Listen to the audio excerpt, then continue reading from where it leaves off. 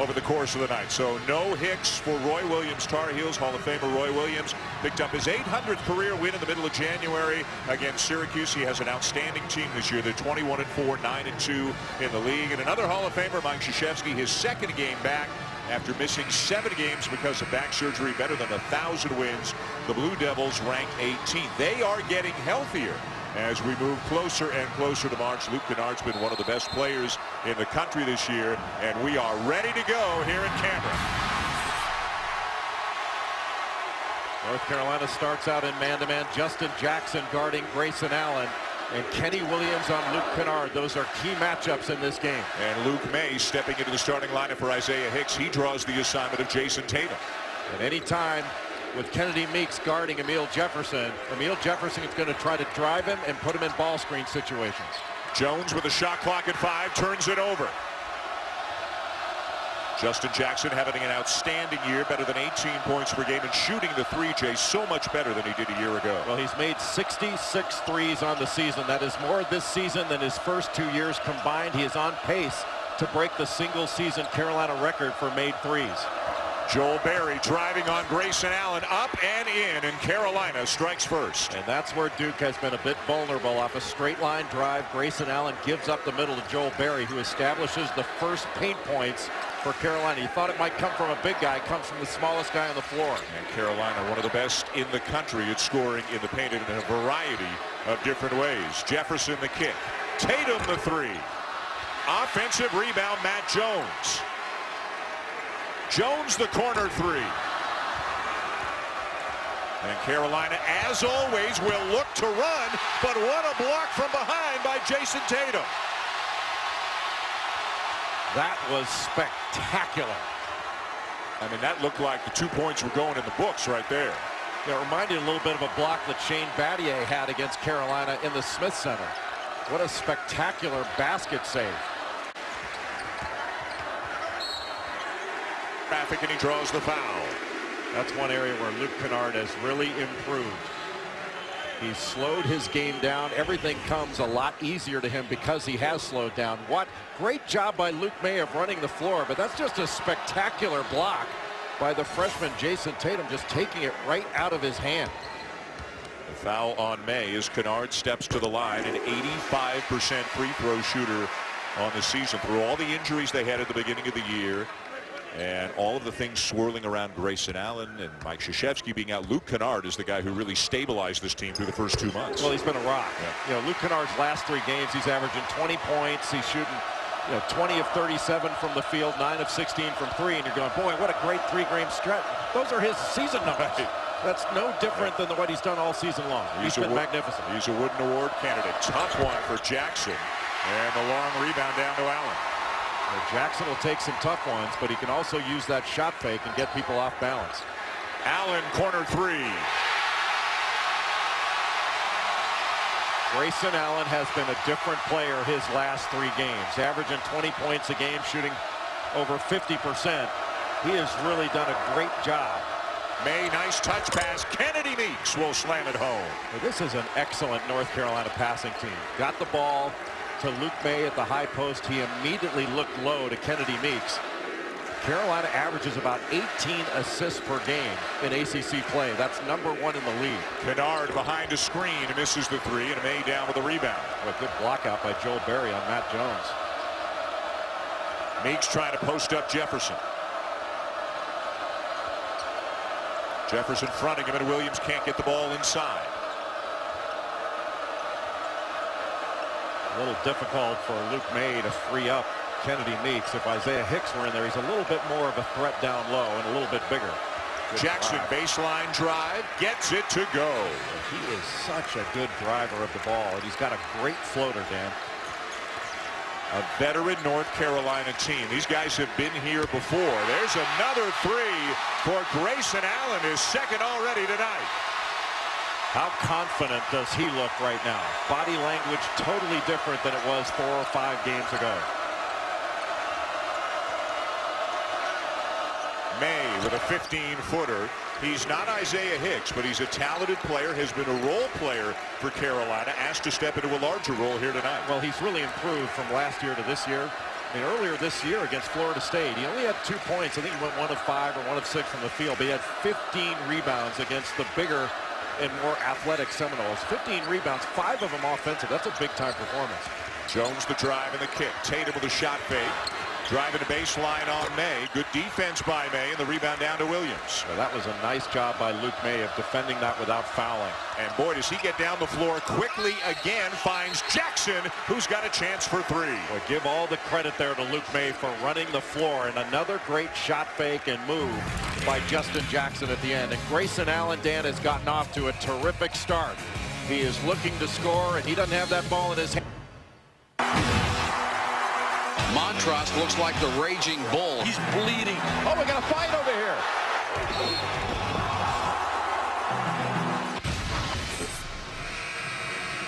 Not that we're expecting anything like that tonight as we take a look now at tonight's Sonic Blockbuster. But as you said during the break, and this is often the case, some of your best stuff comes during the break. In the last 96 meetings, not only have they split 48 and 48, they've scored the same number of points. You can't make it up. Well, if that was a movie script, nobody would believe it, but it's true. It's really an amazing statistic. Frank Jackson, Harry Giles, both into the game and now for Duke. Jackson with a floater, good. Oh, that was a terrific play by Luke Kennard, being guarded very effectively by Kenny Williams, who's a much improved overall player, but very much improved as a defensive player this year. Tony Bradley has come in for Kennedy Meeks for Carolina. Long 3 for Joel Berry, doesn't go, and Giles down with a rebound. Duke has said he's not going to be 100% physically at any point this year. Last couple of games, Jay, he's only getting about 10 minutes per. Well, grabbing that rebound was a big play for Harry Giles. Just called for a carry. There's a guy who knows a little bit about, a couple of guys who know a little bit about the rivalry. Christian Laettner and Danny Ferry. They were teammates. Danny Ferry is senior when Christian Laettner was a freshman. And if you're too young to know how good those guys were, you got to look it up, because those guys were outstanding players. Both had their jerseys retired. Great players. Giles tips it away. May recovers. Boy, I thought Grayson Allen was going to pick that off and take it the other way. That was a long pass. Bradley. And a travel. Harry Giles doing a nice job of staying in between Tony Bradley and the basket. And Bradley will likely have to play more minutes than he normally plays in this one due to the absence of Isaiah Hicks. That really hurts North Carolina. And now for the first time as May goes to the bench, we see Pinson come in, and this is a smaller lineup. Pinson at 6'5" is playing the 4 spot against Emil Jefferson. They did that against Florida State due to foul trouble, and it worked out very well for North Carolina. It's just difficult as far as giving Carolina an advantage in the paint on their offensive end and on the glass. Pinson just back from a sprained ankle, missed the last 3 games. Rivalry week continues Saturday. The 14th ranked Florida State Seminoles, just mentioned by Jay, are up at South Bend to take on the Irish, and then at 8:15 Eastern time, we'll be out in Moraga, California. Gonzaga and St. Mary's, the #1 and undefeated team in the nation, the Gonzaga Bulldogs, taking on the Gales. We are looking forward to that. An early flight tomorrow to the West Coast, and everybody says the weather's not great. Are you going to go since it's not perfect? I think I'll go. Okay. Yeah. I think I'll go. I know McDonough doesn't always make those kinds of decisions in that situation, but I think I'll go. It's a big game. That is going to be a great game. A little 1-2-2 3/4 court pressure from Duke right here, getting back to man-to-man. That means a guard is going to be on Tony Bradley at times. Nate Britt into the game, and he'll get an early look and bury it. Nate Britt, last 2 games, has had 10 assists in those 2 games, but that was the first field goal he's made in 3 games. He was 0 of 7 in his last 2 coming into this one, so it's a good confidence builder to knock down your first shot. Jackson remains on Allen. Britt's on Kennard. You really can't help off Luke Kennard. Kenny Williams did not. Nice 2-man game and a terrific finish for Giles. Well, how about that adjustment in midair? That doesn't look like a guy who's missed that much time. Pinson steps into a 16-footer, and Carolina's making outside shots. They're mid-range shots, but Theo Pinson did not hesitate on that one. The lost start of the mid-range jumper. We've seen May make one, Pinson make one, Britt make one. This is a better shooting Carolina team, though, than it's been the last couple of years. Much better shooting team, especially from 3. Both Barry and Pinson are shooting terrific percentages. Joel Barry's made 56, 66 coming into this game for Justin Jackson. Pinson down with the rebound. He can do a lot of different things for the Tar Heels. Little hesitation on Jefferson. Up, no good. Follow, no good. Barry with a teardrop. And those offensive rebounds did not go to big guys. Joel Barry picked that one up off the deck, but you can see that it looked like Emile Jefferson didn't want to pick up his second foul there. And he is looking much more healthy than he did the last 3 ball games he played. Allen has already hit a couple of threes, not this time. Tipped back out by Jackson, and that'll be Duke's ball. That is not considered an over and back. It's not deemed to be possession on the tip off the offensive rebound. Good play. Kennard the drive, off the glass and good. Well, what a move by Luke Kennard. That little shake toward the baseline just opened up the middle. Barry got Jackson on his heels, but left the 3 short. A little bit of a quick one without any rebounding for North Carolina. Officials hardly needed to bring their whistles so far here tonight. These teams are playing so fast, they're not giving each other an opportunity to foul. Jefferson trying to take advantage of the mismatch, can't get it to go. Well, the number of possessions in this game so far favors Carolina. They play at a very fast pace, and again, great work on the offensive glass. Carolina, that time by Bradley, Carolina gets 43% of their misses, #1 in the nation. Well, you got to give credit there because Bradley kept it alive, and he keeps that ball so high, always goes after it to grab it with 2 hands. That is a big-time play by Tony Bradley, the freshman. Nice move by Allen. Missed the shot. Follow no good by Jefferson. And we got a foul going against the Blue Devils to take us to immediate timeout. Carolina on the road here at Cameron. Led by Joel Barry II with the 8-foot teardrop. They're leading by 5. More on this rivalry when we come back.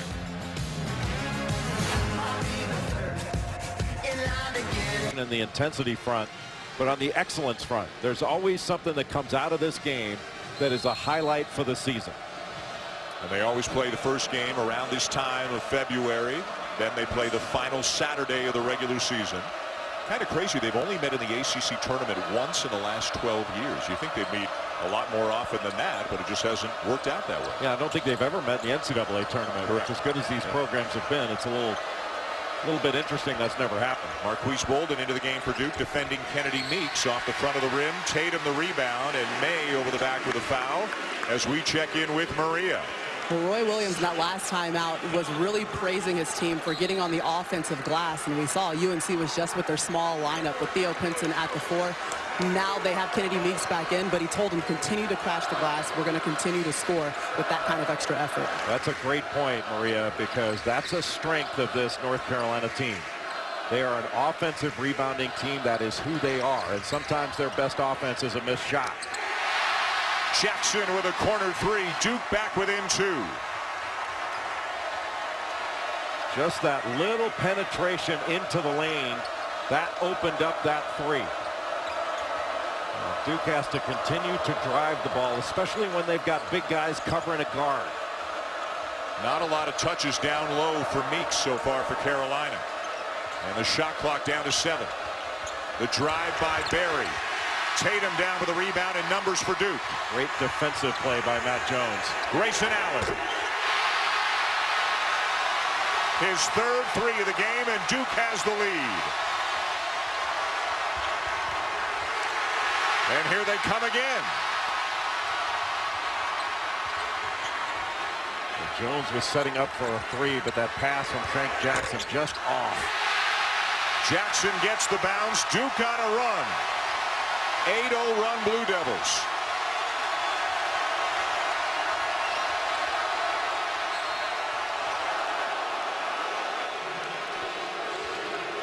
Duke going after a trap off the screen roll situation, forcing Joel Barry out top, but they just fouled him, trying to make Carolina do something they don't practice that often. And the penetration by Jason Tatum after he got the switch is what caused the defender to come off the corner And in transition, Grayson Allen is setting his feet so well in catch-and-shoot situations. Britt with a reverse. Boy, it helps to be ambidextrous, which Britt basically is, and he lays that one in with a left hand. He's not only ambidextrous, he can use either hand out there. Great follow-up play. Justin Jackson is coming to the game for Luke May. The last foul on Carolina was on May, his second. Jackson takes his place, so Carolina gets a little bit smaller. And Allen's into double figures already with 11, and Matt Jones has himself a steal. Third in the ACC in steals. Donovan Mitchell of Louisville leading the league. But that's a reason why, because Matt Jones is alert to what's happening on the floor. Allen turns it over, and we have a foul going against Duke. Well, UConn's women's team is on a quest for 100 consecutive wins. If they beat SMU on the weekend, they'll go for 100 Monday night against number 6 South Carolina, 9 o'clock Eastern time on ESPN2. UConn women are the most dominant college basketball program ever. Absolutely spectacular. I'm telling you, I know you've seen them play. Gabby Williams is the most complete player I've seen in college basketball, male or female. She's fantastic to watch. So going for 99 on the weekend, and in all likelihood going for 100 Monday night on ESPN2. Jackson looking for Meeks inside. Jefferson not given any room, so Jackson knocks down the three. 29% three-point shooter a year ago, 39% three-point shooter this year. That is a big-time play there by Justin Jackson. His last 5 games, he's averaging 21 a game. Not there for Allen, knocked away. Here comes Williams. Jackson forced it up. I think he was trying to get a foul there. And then he commits a foul. Tied at 24, 7:55 to go. This is just the first of 2 outstanding, the first matchup this year on a Dillon Brooks game winner. Well, UCLA, one of the best offensive teams I've seen in the last 10, 15 years. They average 22 assists per game. Well, you're saying North Carolina, the average is 18. They lead the ACC. 22 for UCLA. But Oregon, behind Dillon Brooks, is a good offensive team. But they, as you mentioned, they're so good defensively with their shot blocking with Jordan Bell and Chris Boucher. That Oregon performance against Arizona recently as big of a statement maybe as any team's made all season. I mean, Arizona was coming in to Eugene on a high, and Oregon absolutely slammed them. Not sure exactly what Mike Krzyzewski is asking the officials about coming out of the timeout. It seems to be a friendly conversation, whatever it is. And now Roy Williams will get the explanation. I think they're looking at who committed the last foul. I said going to break it was on Justin Jackson, but apparently officially it was given to Brandon Robinson, the freshman out of Douglasville, Georgia. And was it 14 or 44, I believe, is the discussion. And until somebody tells us differently, we will now assume that it was on Robinson. Tied at 24 here at Cameron.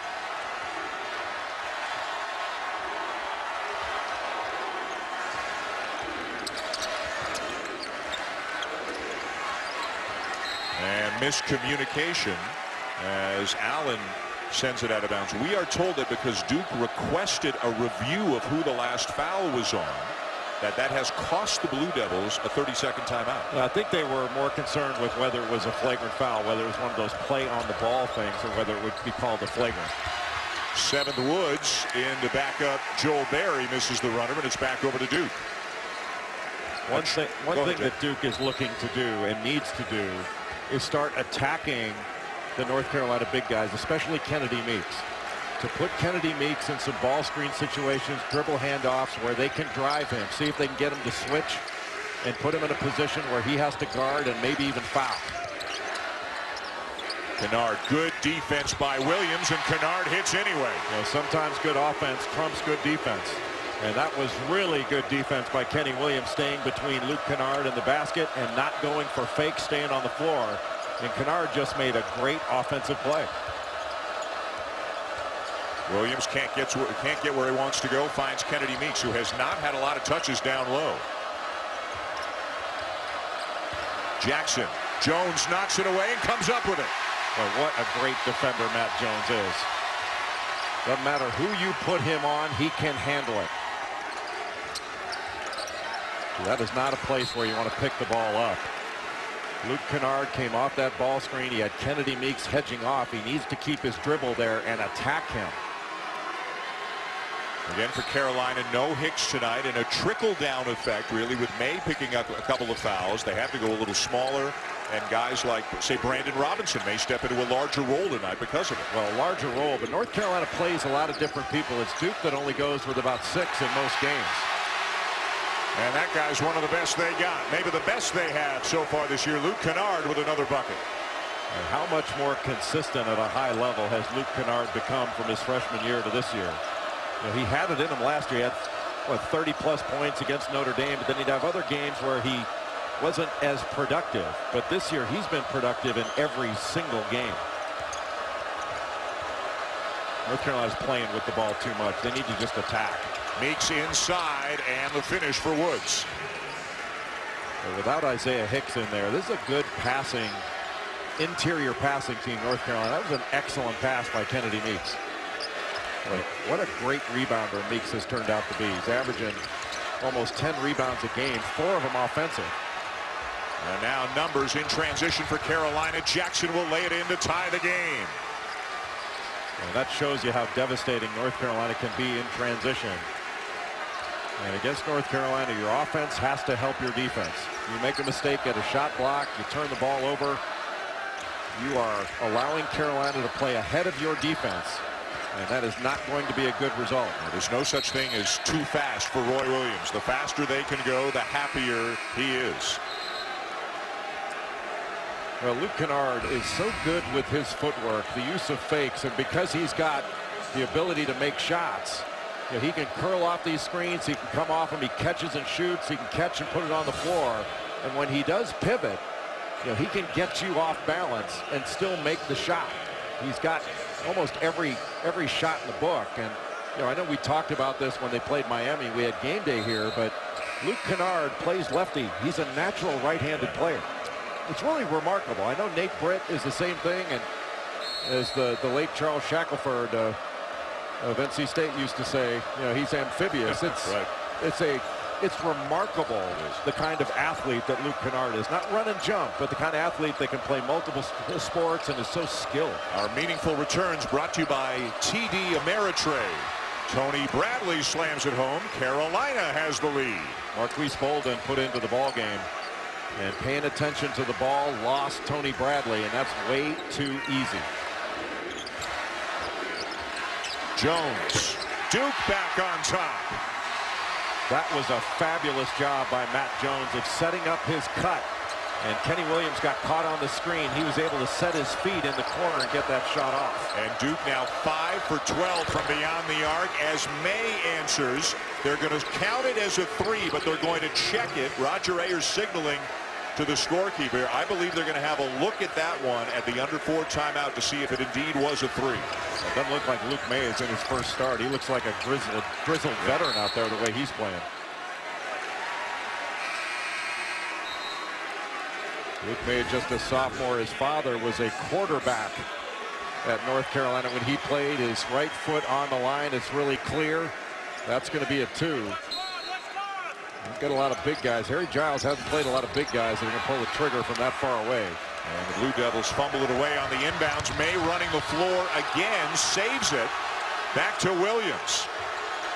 Luke May's running the floor has really affected this game. Good block there by Giles.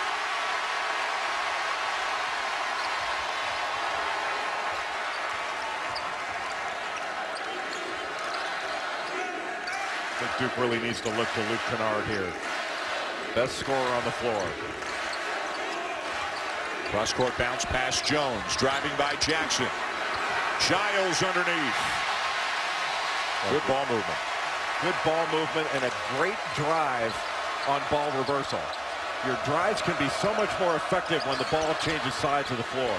7th Woods giving Carolina some good minutes off the bench. One of the freshmen playing here at Cameron for the first time, and the Tar Heels are back on top. Well, that was awfully easy to be able to drive and get all the way to the rim. But one thing that Duke is doing, they are playing without fouling, which is really important for their lineups. 5 ties and 8 lead changes in the first 17 minutes of this game. Really important last 3 minutes of this first half. Will anyone be able to seize the advantage before halftime? How about that block by Bolden? Is that a block or a steal? What do you call that? A lid. That was like a spike in volleyball. It was taken right out of his hands. Neither team in the bonus. Very few fouls. Great pace. Few whistles. And what else would you expect but a tremendously close game here between Duke and Carolina? Got a switch. Jackson gets it off. A great job by Frank Jackson to recognize the switch and attack it. Off the ball screen, he got Luke May to switch off and run right after the bigger defender. And a foul away from the ball going on Bolden. A timeout on the floor. North Carolina playing without Isaiah Hicks. And Duke, especially Grayson Allen, getting off to a great start. The terrific block by Tatum. Justin Jackson answers. They will. It's kind of like babysitting, Dan. That's what I keep calling it. All right, Jay, well, what are you seeing so far in this back-and-forth game? Well, I think North Carolina needs to continue to crash offensive glass, and the key for Duke is once they score a 3, they have to be really quick to pay attention defensively because Carolina drives the ball right back at them. All right, I know we got a great game coming up next, Seth. What are you looking forward to in the UCLA-Oregon matchup? Well, the Conference of Champions, you're talking about an efficient and effective offense for UCLA, led by Lonzo Ball, but this is an Oregon team that is elite defensively and can protect the rim. I like Oregon. All right, let me escort them back to their seats. Right, In the upper deck. They're coming up on the Alfa Romeo halftime report less than 2 minutes from now as Justin Jackson gives Carolina the lead. Well, what a great pull-up jumper by Justin Jackson. He's not only a catch-and-shoot guy, he can create his own shot, whereas last year, his first year, wasn't able to do that as much. Tatum, too strong on the 3. Jackson looking to push. Tatum does not look comfortable in this game, and it's hard to get comfortable when it's your first Duke Carolina game. And what a contest inside with Kennedy Meeks and Emil Jefferson. Jackson again, baseline, yes. Another tough shot goes for Justin Jackson, who's got 14. A tough shot over a great defender in Matt Jones, and that's one of the areas where Justin Jackson, I think, is at his best. Those little floaters, those difficult kind of intermediate shots. I'm not sure there's anyone better in college basketball than Justin Jackson. Kennard, one of his textbook moves. Well, you over pursue just a bit, and he can use that great footwork and pivoting to get back around you. And a foul going against the Blue Devils. Now watch Justin Jackson here. Nobody better in college basketball at the floater, at the intermediate range shot. And this was not easy. He actually got hit on his right arm as he let that go. That should have been an and one. That's a great shot by Justin Jackson. And give Tony Bradley some credit. That was a difficult foul call to go against Emil Jefferson, but he did bring those arms down, and Tony Bradley went right straight up to the basket and created that foul. Bradley coming off a terrific performance against Notre Dame on Sunday in Greensboro. 12 points, 5 rebounds, 3 blocks in only 17 minutes, and having to deal with that as the freshman stands at the free throw line. Pinson back in for Meeks. Bradley only averages about 17 minutes per game, and yet he's got 6 rebounds a game, one of the best offensive rebounders in the league. You start projecting out what his numbers are going to be when he plays extended minutes, a little bit scary. Well, Meeks a senior, Hicks a senior. As Robinson comes back into the game, Bradley sits down. And look at this lineup now for Carolina. They've gone as small as they can get. Just 30 seconds left in the half. Pinson right now is guarding Giles. Well, they want to guard the three-point line. They're not as worried about Harry Giles with a post-up. What they want to do is keep Duke from hitting a three and make it more difficult for them to drive the paint. You know, North Carolina's only got 14 fouls. They can foul here if they get in a bad spot. And Allen is fouled by Pinson. Just the 5th team foul. So still no bonus situation here for Duke. They can foul one more time if they want to without sending Duke to the line. I don't think you want to give away a foul, but if you're going to give away a basket, you can do that. It has not been a high volume foul game. That's why that foul that Emil Jefferson gave up just on Tony Bradley, his second, is such a big play because Duke is not playing as many guys. And now Roy Williams brings Bradley back into the game. 10.7 to go in the half.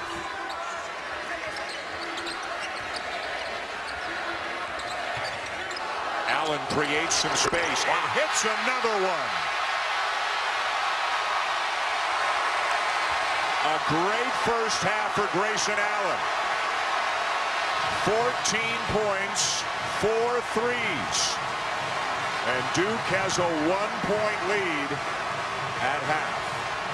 Great game, close game. The first half stats brought to you by GoDaddy. Both teams shooting well, as Jay mentioned. Duke more from 3. They've got a 1-point lead. Moments ago, Maria Taylor visited with Roy Williams.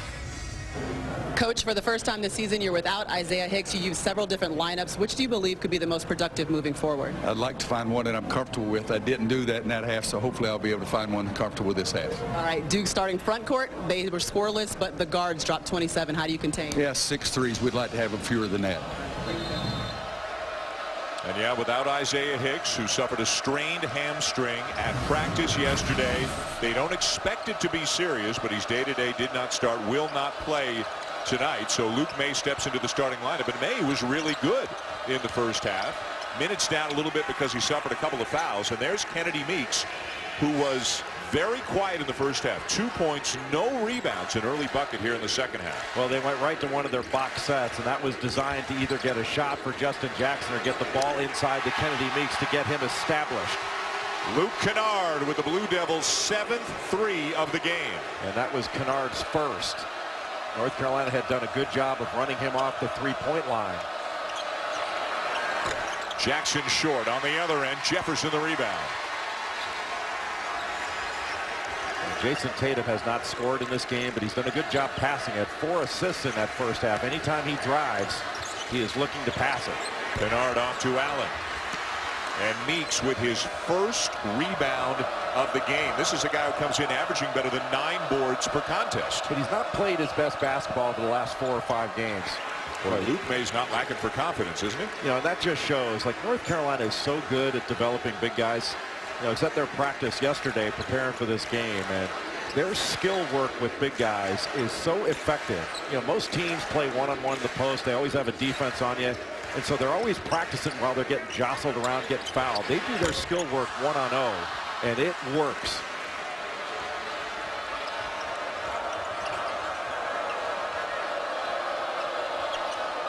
Carolina's always done such a great job with big guys, back to when Bill Guthridge was the lead assistant for Dean Smith, and Roy Williams oversees all the big guys himself.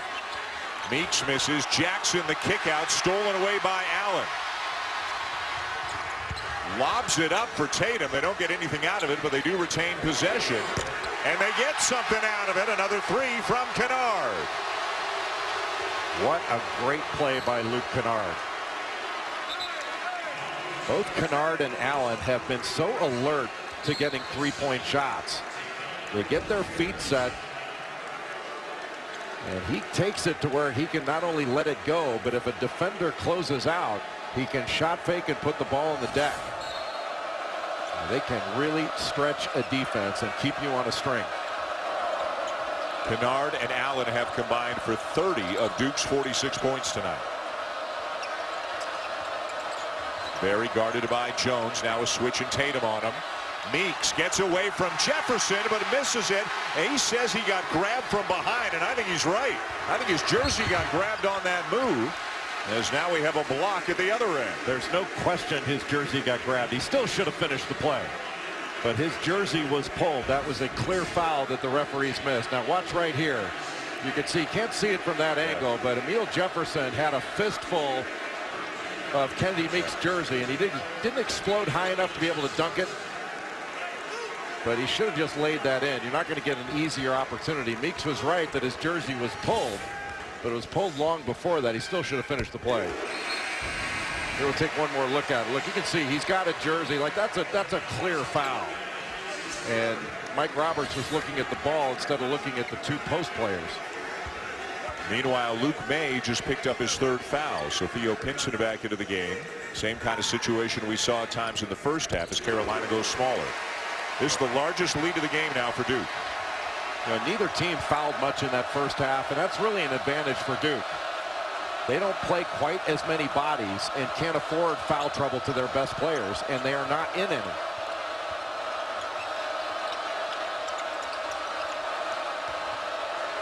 Jackson can't finish over Jones. Back comes Kennard. Duke with momentum. I don't know what the rush there was for Justin Jackson. That was a forced shot. Great defense by Matt Jones again. Jackson's had to work for every single point he's gotten in this game. 5th 3 of the night for Grayson Allen. North Carolina's got to figure out a way, Dan, to get to the rim. And a foul committed by Kennard. Well, that's the kind of foul that Mike Krzyzewski can live with, because Luke Kennard was going after the ball. Boy, it's amazing when Duke is knocking threes down, how difficult they become to guard. Now all of a sudden you've got to have a sense of urgency to get out and stop a three-point shooter. That's going to open up drives to the basket. Well, it has not been the kind of season. I mean, they're 18-5, but it has not been the kind of season that a lot projected for Duke with the talent they brought into the year, a lot of the injuries and other issues at the beginning of the year as Meeks finishes strong. But if Duke can stay healthy, and if Duke can have the Kennard of this year, and if Allen starts playing like the Allen of last year, which he is. Yep, that's a scary team. Yeah, he is now starting to play like the Grayson Allen that most of us expected to be the preseason National Player of the Year. And Grayson Allen's carrying himself in a different fashion. His body language is great. Obviously, you can see the results in the last 3 games. He has been not good the last 3 games. He's been great, and he's carried it into this one. He's been great against North Carolina in this game. Emil Jefferson just picked up his 3rd foul. He goes to the bench, and Harry Giles back in. And that's a big play to pick up that 3rd foul. It was a great offensive rebound by Kennedy Meeks and putback. Right now, North Carolina with Harry Giles in the game, you know, they can go after Giles, but they still, Duke's got to put Kennedy Meeks in more ball screen situations, make him guard. Tatum slamming it home for the Blue Devils.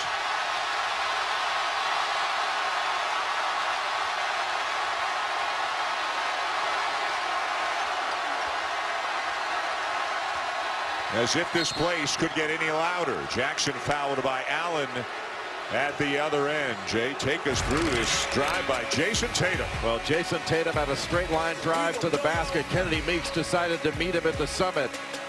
And Tatum just elevated right over the senior big man from Charlotte and punched it.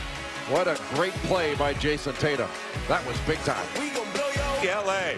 Lonzo Ball, one of the outstanding freshmen in the country, one of the outstanding players in the country, leading the Bruins at Pauley against the Ducks. And the leading scorer for UCLA is forward TJ Leaf, who averages 17 a game. He's got 11 double-doubles. That is one powerful offensive team, UCLA, and they are really fun to watch. Justin Jackson at the line. The foul that sent him to the line before the timeout was on Grayson Allen, his 3rd. Allen's been fantastic tonight for Duke. He stays in the game with 3 fouls. Emil Jefferson is on the bench with 3 fouls for the Blue Devils. And North Carolina's not the type of team that runs a lot of isolation plays, but they do need to go after Grayson Allen to make him guard, and go when Emil Jefferson comes after back in the ball game, go after him, see if they can pick up a quick 4th. Great drive. Great block from behind by Pinson. And we have had some excellent plays in this game, both offensively and defensively. And Pinson running the floor. Carolina had 5 on 4, and they scored easily.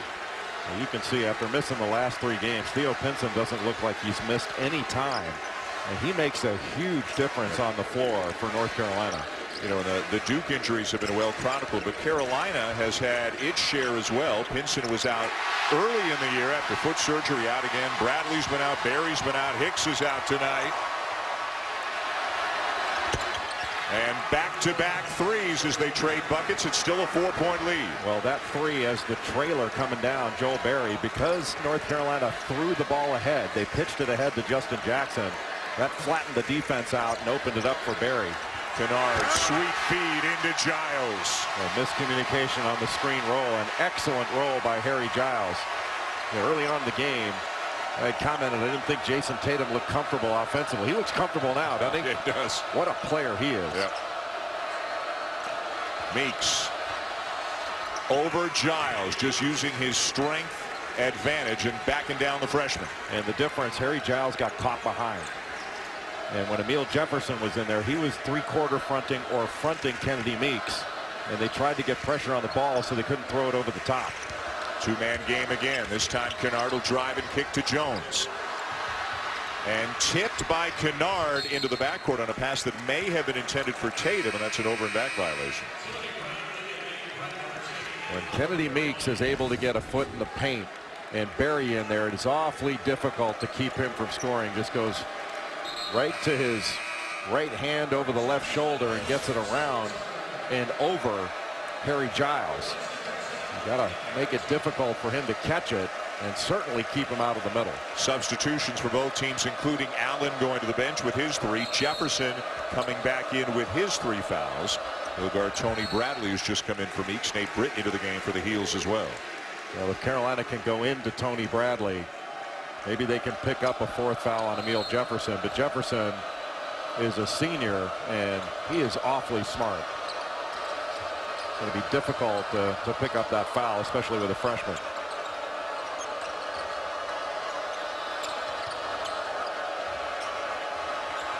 Britt driving on Tatum. And it rolls in for him to get the Heels back within 2. And Nate Britt just using his quickness advantage to get right past Jason Tatum, and that was an excellent right-handed finish. The horn set right here. Kennard has it tipped away. Ball's loose. Jefferson has it. Surrounded by Tar Heels.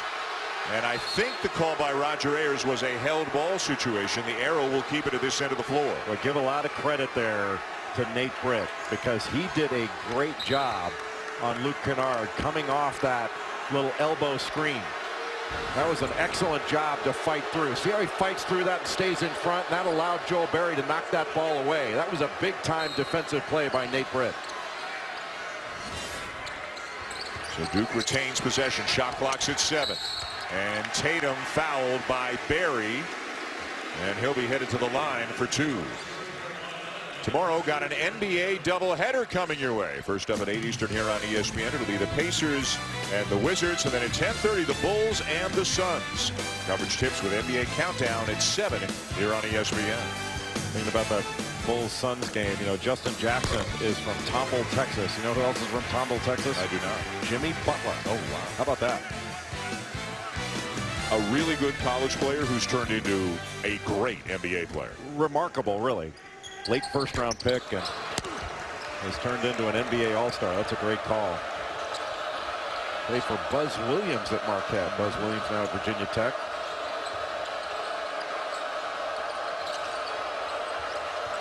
Pinson, nice look into Bradley, who does get the roll. Pinson drew a couple of defenders and made a great pass. So it looked like Bradley almost a little bit surprised when he got that ball.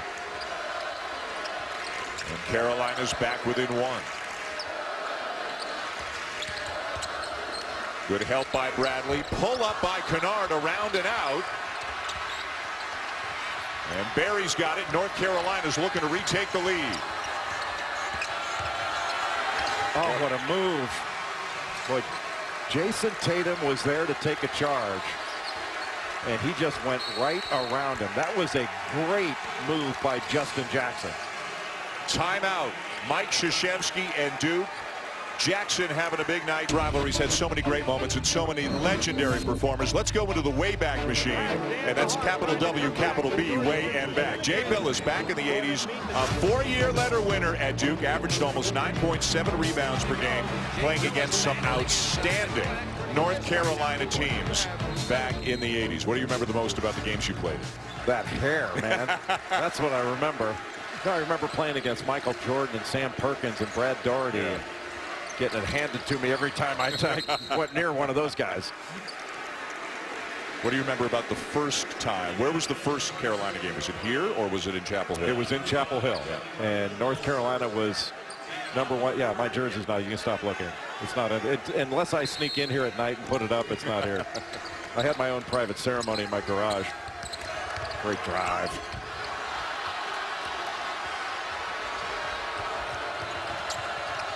Pinson. Barry. And Carolina extends the lead. Duke had, it looked like a layup, didn't complete it, and North Carolina's transition game over the last 5 minutes or so has gotten going. And Carolina's not put up many fouls in this ball game, so they can play everybody going down the stretch.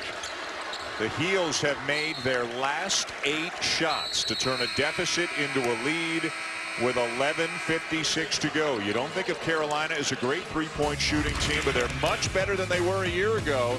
And Joel Berry's knocking them down at a 42% clip this year. We just had a timeout, Dan. Now we got another one. We need to change that rule. And right here, North Carolina and Duke, they've traded the lead back and forth time and time again. And right now, North Carolina has a 63-59 lead, a 20-8 run for the Tar Heels to turn an 8-point deficit into a 4-point lead. Now, North Carolina, we've talked about, they haven't gotten a lot of offensive rebounds. They haven't missed any shots. They're shooting 67% in the second half.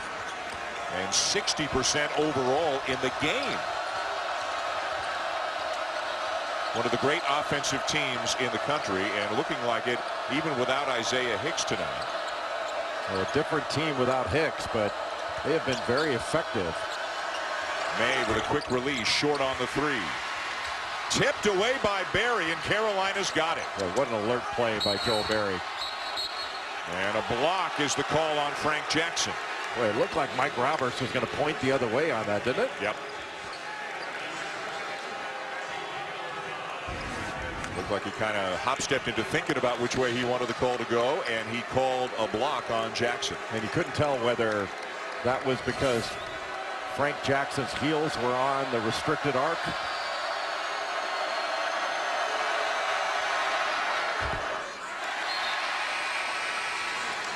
Bradley is 62% free throw shooter on the season, as Tatum is among those to check back in for Duke. Tony Bradley is one of the best offensive rebounders in the country. Not just by numbers of offensive rebounds, but he gets 21% of the offensive rebounds when he's on the floor. 5-point lead, Carolina. Back to this horn set. They can run so many different things out of it, including an isolation for Jason Tatum. And away from the ball, a foul going against the Tar Heels. It's on Britt. After Oregon, UCLA, which is coming up after this game tonight. Keep it locked right here to ESPN for Sports Center at night with Scott Van Pelt. All the highlights from a great night in college hoops, the NBA, the NHL, and everything else you need to know with SVP.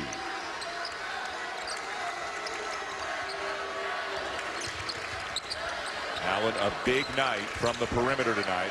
Barry staying right with him. Boy, what a great defensive job by Joel Berry. First to make him catch it so far out. And Allen knocks down another one. He's got 20. This is the big-time player, Grayson Allen, that we expected all season long. And I'll tell you what, last 4 games, this one included, he has been special again. Jackson's been special tonight for Carolina. Not this time, though. Boy, what a rebound by Jason Tatum. He is just scratching the surface of how good he is going to be. And he ties it up by going the length of the court.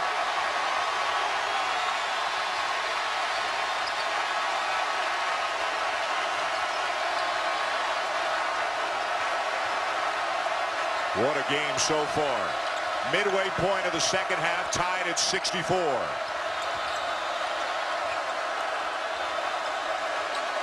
Carolina going into a set after running their secondary break. Barry will do it himself. Well, he may be small, but he has got a huge ticker. I'm not sure they're. Frank Mason III at Kansas has probably been the best guard this season. But Joe Barry has been as important as anyone. Has really grown into the role, too, in his 3 years in Chapel Hill. Kennard using the ball screen from Jefferson. Nate Britt's done a nice job of staying with Luke Kennard. Everything has been difficult. Shot clock at 5. Tatum drives again. Just a difficult defensive assignment for Luke May to try to stay in front of Jason Tatum, and Tatum is starting to realize it.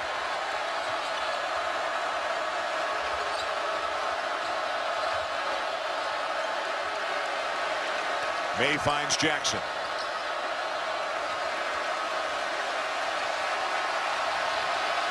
Deep one for Barry. And it will belong to Carolina. Tatum and Bradley really going after that ball hard, but Jason Tatum, when he gets a matchup that he can drive in this second half, he has been very aggressive. That was a great finish with the right hand, a little hesitation move, and just got right into the chest of Luke May, knocked him back, and completed the play.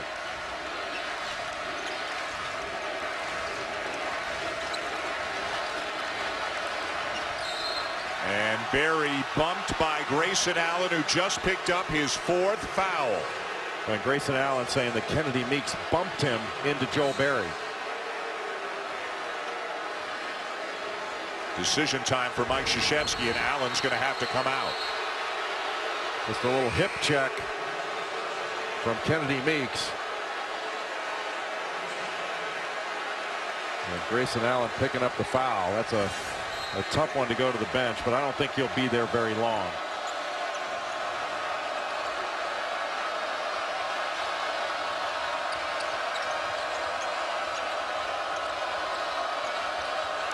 Pinson driving and scores and is fouled. How happy are the Tar Heels to get Pinson back after missing the last 3 games with a sprained ankle? You know, in today's game, we use the term energy a lot. But what energy really means is just playing hard. And when Theo Pinson comes into the game, he plays hard on both ends of the floor. He missed 3 straight games with that ankle that he turned against Virginia Tech. Yesterday, we were in Chapel Hill to watch North Carolina practice. That was his first practice back, and you could not have told that he had been injured. And plus, how about the commentary he did throughout the game, or throughout the practice yesterday? He was doing commentary. I may not have a job. Kennard looking for the foul call that he doesn't get, but he does tie the game. And an errant pass there by Britt. And it's out of bounds, back to Duke. Well, Roy Williams may not be happy with the execution, but he's telling his team, keep pushing it. Keep getting up and down the floor. He wants more and more possessions, and Luke Kennard is such a big-time scorer. It's that shot fake. Yeah, he's got what I tend to call shot credibility, because you know he can make that shot. It just keeps you off balance. He raises his eyebrows, and you are up off your feet. Got a great old man's game. He's going to be a handful at the YMCA when he's in his 50s, don't you think? Oh, yeah. He'll be pretty good at the YMCA now. He's probably going to be the first pick. When they're drafting up when they're drawing teams at the YMCA 30 years from now. He's got a lot of game. Tar Heels, Blue Devils tied at Cameron. Don't sell yourself short at the Y. ESPN's exclusive presentation of college basketball is brought to you by Wendy's. The harmonic convergence of 2 teams playing their best basketball in the greatest arena ever, Pauley Pavilion, where the great John Wooden walked the sideline. You got to drop in a Conference of Champions to really. That's right, Conference of Champions. How about Dick Enberg night tonight there? Oh my. How come we don't get to wear T-shirts? Because we're not good enough. May, another jumper. He's had a really strong night, filling in for the injured Isaiah Hicks, working around some foul trouble, but when he's been in there, he's been very effective. And the confidence with which he has played. Right now, Luke May is guarding Matt Jones. And you cannot come off Matt Jones in the corner when there's a strong side drive. Tatum needs a drive here. He does, and draws the foul. Theo Pinson trying to take that charge, and he was in the restricted area. But anytime there's a switch, anytime that Duke can put Kennedy Meeks into a ball screen situation, dribble, handoff, That's a matchup that they can drive. Got his feet tangled up, and you can see just the heels of Theo Pinson right on that restricted arc. So that's an automatic block. I hope he didn't hit his head. He went down hard there. Tatum having a nice night. 12 points, 4 rebounds, 5 assists as he picks up point number 13 on the free throw. And Pinson will come out now as Jackson comes back in for the Tar Heels. I don't think Tatum had a point in that first half. He did have 4 assists in the first half. But he's been much more aggressive, looking to drive a favorable matchup. 9 ties, 16 lead changes, 7 minutes to go. And you wonder if down the stretch, Dan, North Carolina's played more players, more minutes. Are they going to be fresher down the stretch than Duke? It's amazing, even without Hicks, they're comfortably 10 deep. And not having Isaiah Hicks in the lineup makes a huge difference. But you're right, it just shows that North Carolina can plug a lot of different guys into different positions. And they're used to playing multiple guys, multiple minutes. Britt fouled by Kennard. And Nate Britt has come into this ball game. He struggled his last 2, at least struggled from the field. He was 0 for 7 in his last 2 games coming into this one, but had 10 assists in those games. And most of the time when he's had good games, at least from a scoring perspective, he had 10 points at Miami, he had 13 points at Georgia Tech. Those were games where North Carolina got beat. The score is even. The last 96 meetings have been dead even between these two. And you wouldn't have it any other way. Well, Duke has hung with North Carolina on the glass. But again, you saw their shooting numbers. It's not like there have been a whole lot of missed shots from which to grab offensive rebounds.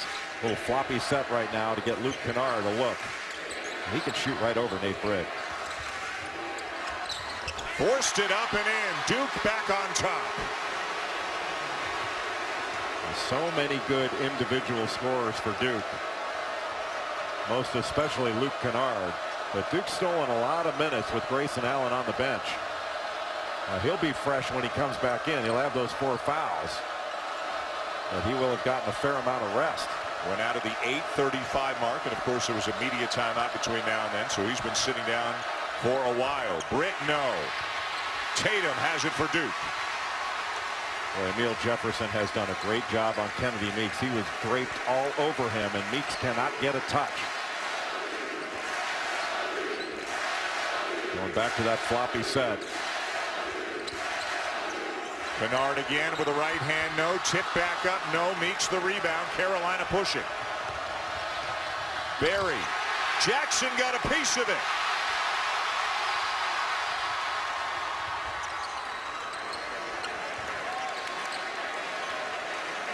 Good decision to bring it back out. There was nothing there for Tatum. He had a small guard, Nate Britt, on him. That wasn't a matchup that he could drive right away.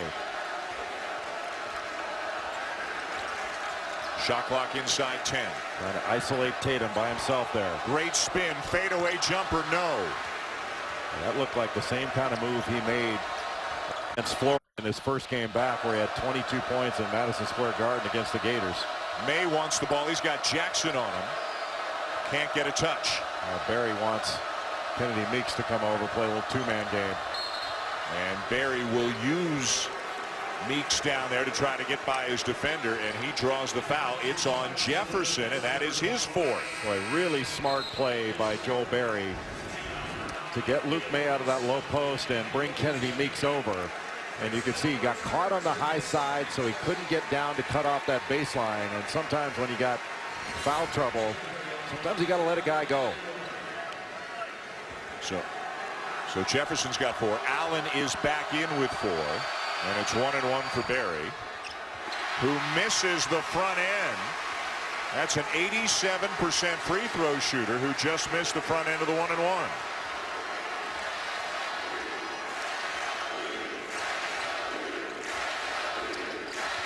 Kenny Williams on Luke Kennard. Williams in the first half did a very good job on Kennard, staying right with him. What a move. Finds Tatum for 3. All set up by the crafty play of Luke Kennard. You got him playing in the YMCA. That dude's going to play a long time in the NBA.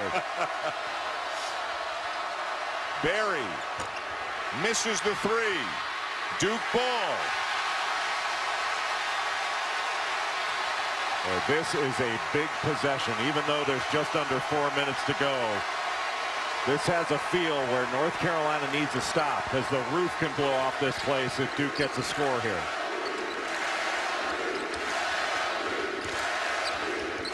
Allen, and a foul called on Carolina. Joel Berry called for the foul. Timeout on the floor, 3:40 to go. Well, Jason Tatum has been a productive player all season long. He's averaging 16 points and 7 rebounds, and he has been outstanding in this second half. Doesn't look like a teenager to me. That kid's got big-time talent. Hey, Melissa, the Whales. Eastern, and then undefeated and top-ranked Gonzaga against St. Mary's at 8:15 Eastern. Both games also streaming live on the ESPN app and Watch ESPN. I grew up in California, but I've never been to Moraga.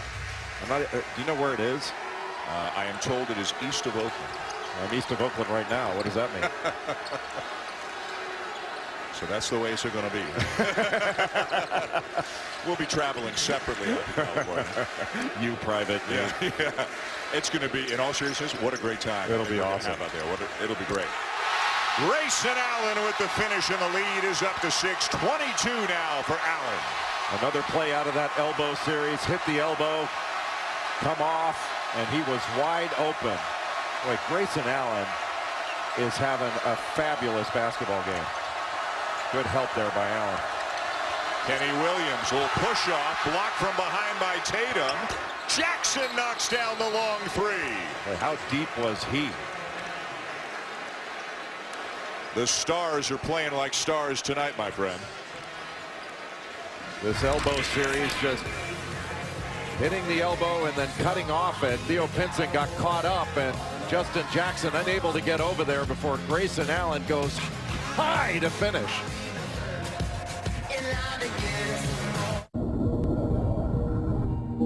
It is one of the most powerful tools our species has created. And now, we unleash it on your taxes. Hello, my name is Watson. Yep, H&R Block and IBM Watson together. Creating a future of more money going back into the pockets of more families.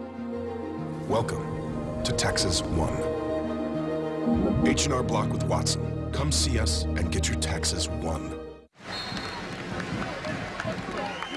Duke by 3 over North Carolina inside 3 minutes to go. The big three, if you will, of Duke, of Allen, Kennard, and Tatum. They've scored 59 of the Blue Devils' 77 points. Well, how big was that three that Justin Jackson just hit? Oh, and the long rebound goes past Carolina's defenders out to the Blue Devils. I think Duke has still got to go after the side that Kennedy Meeks is on. Kennard back to Allen. Taken away by Barry. 2-on-1 Carolina. And Barry is fouled and no basket. The foul, no continuation, of course, so the basket does not count. Barry will go to the line. And he still gets 2 shots, even though it was a common foul. That's the 10th team foul. You can see Luke Kennard, he knew he was going to pick up the foul. He just didn't want to give up the layup in the and one. Make him earn it at the free throw line, especially after Barry missed his last free throw, which is the front end of a 1-and-1. Missed again. 87% shooter. Look how frustrated he is. Carolina now 6 out of 13 from the line tonight. And he missed that one badly. That's really surprising. And it shows that that was a good, intelligent foul by Luke Kennard. It's the bounce on the second to make it a 2-point game.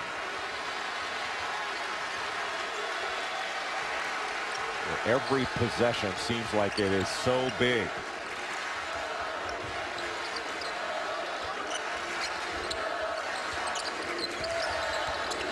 Allen guarded by Jackson. Tatum, a size advantage on Pinson. Spins, Got it back. Misses the follow, but we have basket interference against Duke, and it'll be Carolina ball. Well, what happened was he pulled down the rim when he tried to dunk it, and the ball was in the cylinder and knocked it back out, so they're calling that basket interference. Mike Eads with the explanation for Mike Krzyzewski. Mike Eads does not miss much. You don't see this very often, but so Carolina with a chance to tie or take the lead. Carolina going with its box set, little diagonal screen. Pinson, no. Kennard the rebound. So he absorbed a bump, but there was no call. Looks like Mike Krzyzewski may want a timeout here. No, he doesn't. He's just calling the play.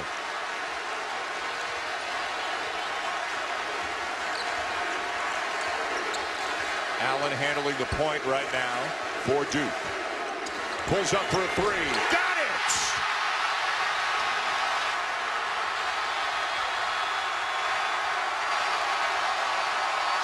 What a call by Mike Krzyzewski to put Kennedy Meeks in another ball screen. He couldn't get out there in the isolation, and Allen just pulled up. That was big time by Grayson Allen. Looked like Krzyzewski wanted a timeout. What he's really doing was orchestrating the set that he wanted. And he wanted to get Kennedy Meeks into a ball screen situation on the left side. An incredible night for Grayson Allen, though, has just come to an end. 7 threes tonight, 25 points, and just picked up his 5th foul on that play. And Grayson Allen was absolutely spectacular in this game.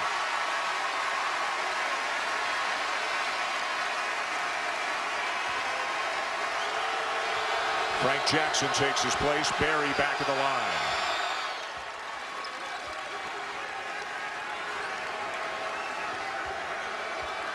Each team with 2 timeouts, just over a minute to go in regulation. And it's a 1-possession game. I think you can expect Duke here to try to put Kennedy Meeks in another ball screen situation, whether it's Jason Tatum, Frank Jackson. They try to trap. Duke gets out of it. One thing you don't want to do is help off of a 3-point shooter here.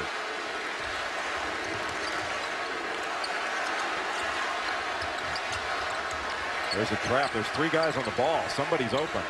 It's Tatum. Barry had it, but lost it to Jones. And now they got a foul, and they do. They'll put Jackson on the line. Boy, what a play by Matt Jones to come up with that loose ball. It was Jones or Barry for what they call a 50-50 ball. And that loose ball could wind up deciding the game.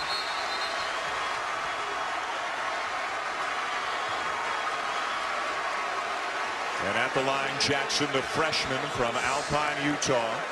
An 80% free throw shooter on the season, 1-1 coming for Jackson.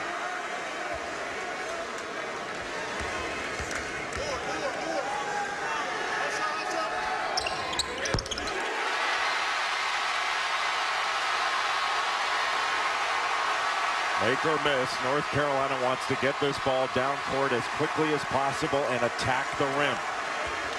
They do not need a 3. Down by 4.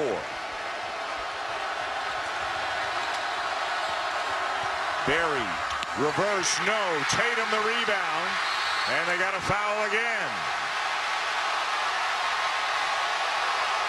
I'm not sure why Joel Barry decided to go to the other side of the bucket. If he'd stayed on the left side of the basket, I think he would have had a much better chance to complete that play. It was a great hesitation move.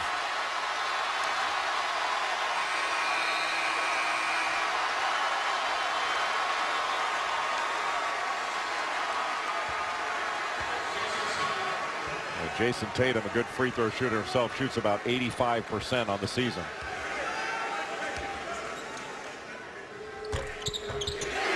The Blue Devils looking for their 4th win in a row. Trying to get to 7-4 in conference play. The Tar Heels at the top right now at 9-2. Florida State 9-3. Laettner, Barry among those looking on. J.J. Redick is here. Austin Rivers is here. And the lead grows for the Blue Devils. Timeout, Mike Krzyzewski. Well, J.J. Redick knows a thing or two about knocking down threes. So do the Blue Devils here tonight. Well, the three-point line has been a big weapon traditionally for Duke in this rivalry, and it has been a big weapon in this game. North Carolina, that was just a great play by Grayson Allen and a nice catch and shoot. They're looking for the ball screen. You saw Justin Jackson take his eye off the ball. There have been times when it's been kicked out to somebody stepping in like Jason Tatum there, or attacking in a ball screen situation to try to put a big guy in a difficult situation. Some of these have been defensive mistakes by North Carolina, and some have been just flat out great offensive plays by Duke. The three-point line, the difference in the game. And 13 out of 27 from three-point range for the Blue Devils, and now Carolina does need a three. Down by 6 and only 17 seconds to go. And seconds ticking away, and a foul. The foul looked like it went on Matt Jones, trying to keep Justin Jackson from coming off that screen to get a three. So look, you don't want to stop the clock, but you certainly don't want to give up a three.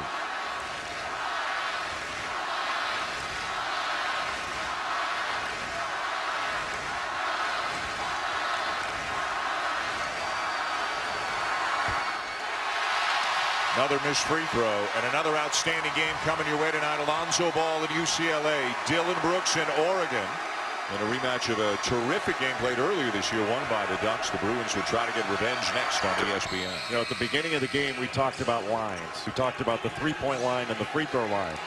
And what we meant was Duke hitting threes and getting to the free throw line. But really, the other line has been the North Carolina free throw line, because the Tar Heels have missed a ton of free throws. Yep. That as much as the three-point line was the difference in the game for Duke, Carolina's inability to knock free throws down was the difference in the game for the Tar Heels being able to win on the road. 10 out of 18, including a couple missed front ends of 1-and-1 that really cost them. Circle March the 4th, 8 o'clock Eastern Time, Chapel Hill, the rematch between the Blue Devils and the Tar Heels, and you can see it here on ESPN.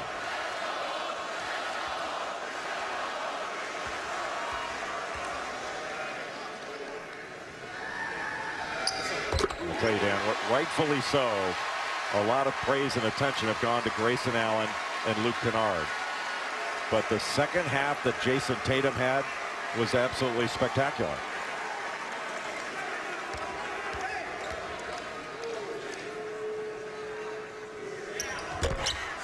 One of two for Jackson. Less than 10 seconds to go. Got to get a three up quick. Barry, no. Jefferson, the rebound, he's fouled, and that's going to do it. Duke's going to win it.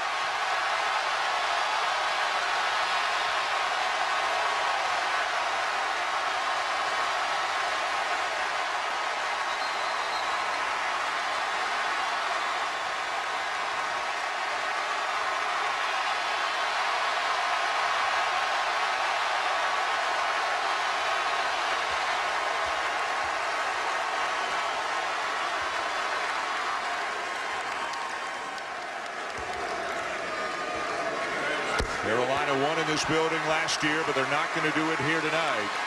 You're seeing more smiling from these Blue Devils players than we've seen on many occasions this year. A terrific win for Duke here against North Carolina. When Emil Jefferson has been injured, he didn't have a ton of points in this ball game, but boy, did he work his tail off on defense going against Kennedy Meeks. It's over.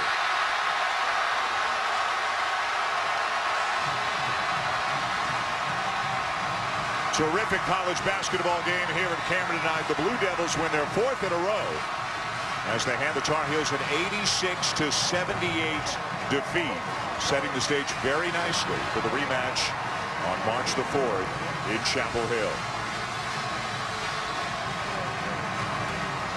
Justin Jackson was terrific for North Carolina, but Duke, they really had Allen, Kennard, and Tatum all going tonight. We saw a different Grayson Allen than we saw 5 games ago, 6 games ago. The last 4 games, He has been the Grayson Allen we saw last year, the one we expected as preseason National Player of the Year. Luke Kennard was as consistently